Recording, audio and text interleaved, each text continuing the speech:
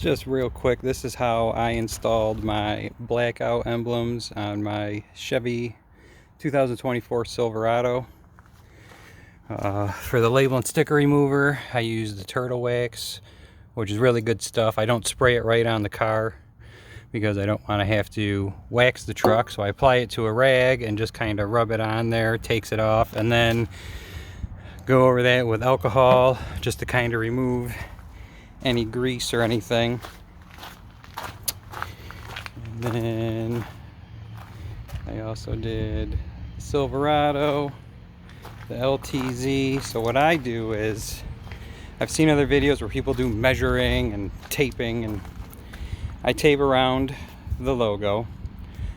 I use a hair dryer, so instead of using a heat gun, you probably aren't going to damage the vehicle using this because it's not going to get as hot as a heat gun. I take off all the middle letters carefully, clean that up, and then what I do is I pop the two end letters off, which are right here. Make sure they don't fall off and get anything on the tape.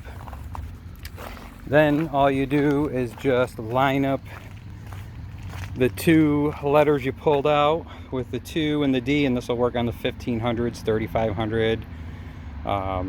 Press the center letters in and then work on getting those two off, and then use the center letters and the guide to put those back on. And that's all you have to do.